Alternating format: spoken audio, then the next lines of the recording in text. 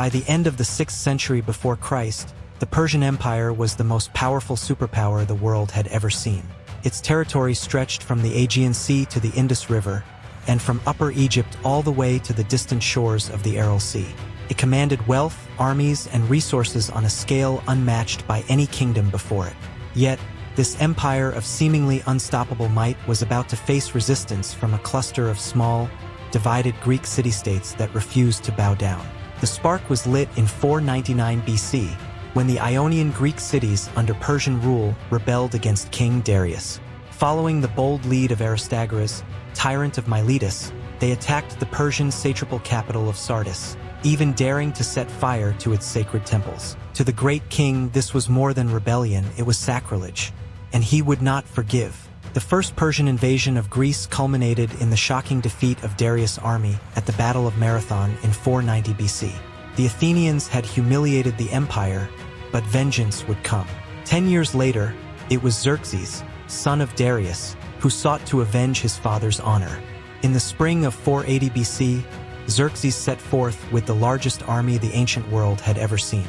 Ancient accounts speak of nearly 200,000 men and a massive fleet that darkened the seas. His goals were clear: to punish Athens, to subjugate all of Greece, and to add it to the long list of conquered lands under the Persian throne.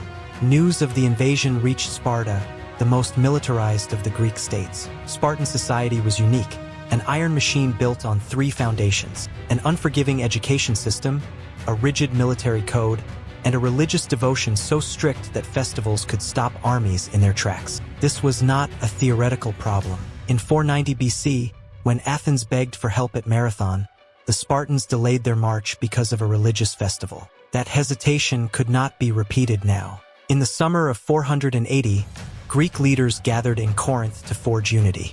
There, in the Temple of Poseidon, they swore a solemn oath of alliance, later remembered as the foundation of the Hellenic League. Though outnumbered, their strategy was clear. They could not meet Persia on the open plains. They would make their stand at the narrow mountain pass of Thermopylae, where geography could reduce Persia's overwhelming numbers to nothing. But even Sparta faced obstacles. A religious festival again tied their hands. Only one king, Leonidas, was granted special permission to march, not with the full Spartan army, but with his royal guard of 300. For Leonidas, this was not just military duty. It was sacrifice foretold by prophecy. The oracle at Delphi had spoken. To save Sparta, one of her kings must die. Leonidas accepted the burden himself, sparing his co-king. Thermopylae, the chosen battlefield, was no ordinary pass. Between the mountains and the sea, the defile narrowed to less than 30 meters wide at points, forcing even the greatest army on earth into a bottleneck. To Leonidas, it was the perfect ground for the hoplite phalanx, a wall of bronze shields and long spears that could withstand endless waves of enemies. The terrain was their ally, and the sea nearby allowed the Greek fleet to coordinate with the defense on land. The 300 Spartans were no ordinary soldiers. They were the hippies, the royal guard, each handpicked from men in their prime, aged 20 to 29, chosen through relentless competition.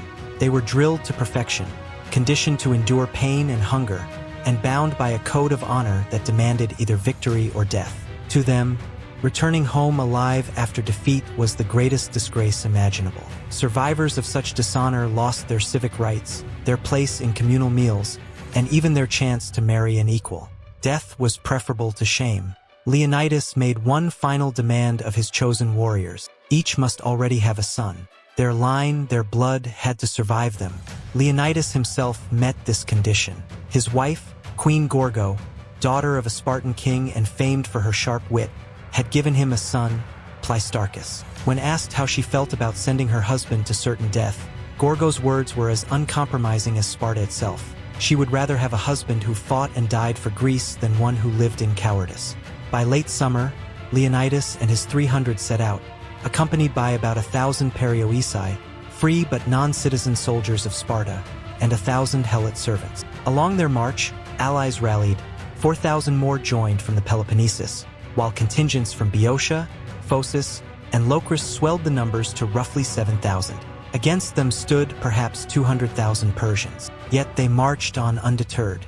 At Thermopylae, the Greeks fortified an ancient wall and prepared for battle. Xerxes, confident of easy victory, sent a messenger demanding Leonidas surrender his weapons. The Spartan king's reply was as cold and defiant as marble. "Come and take them." The battle began with waves of Persian troops, the Medes, the Scythians, hurling themselves at the Greek phalanx. Shield locked to shield, spears braced, the Spartans and their allies held the line. The Persians fell in heaps, their numbers useless against the discipline of the Greeks.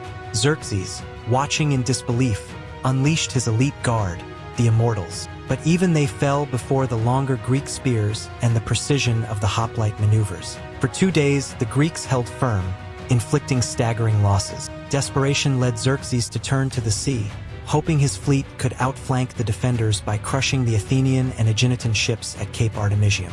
But a storm had already ravaged his fleet, and the naval battle ended in stalemate. For a moment, it seemed the impossible might happen.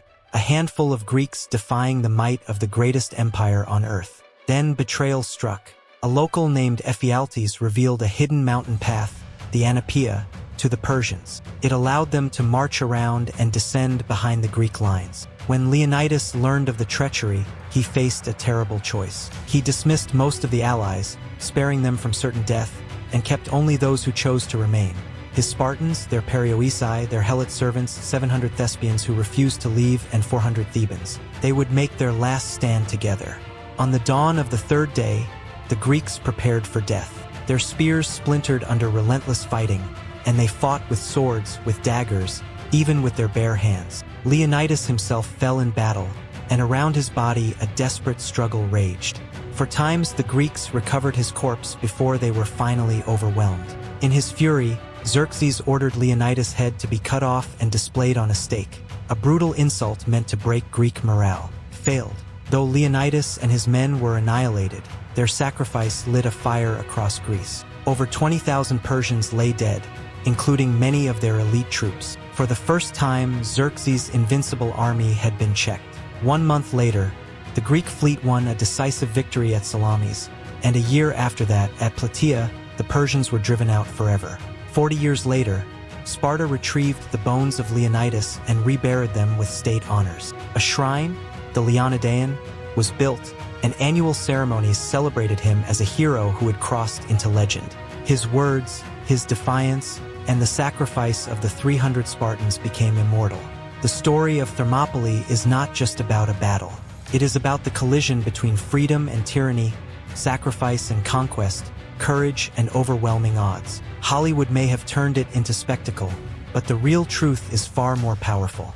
It was not about superhuman warriors or fantasy battles. It was about flesh and blood men who chose death over surrender, and in doing so altered the course of history.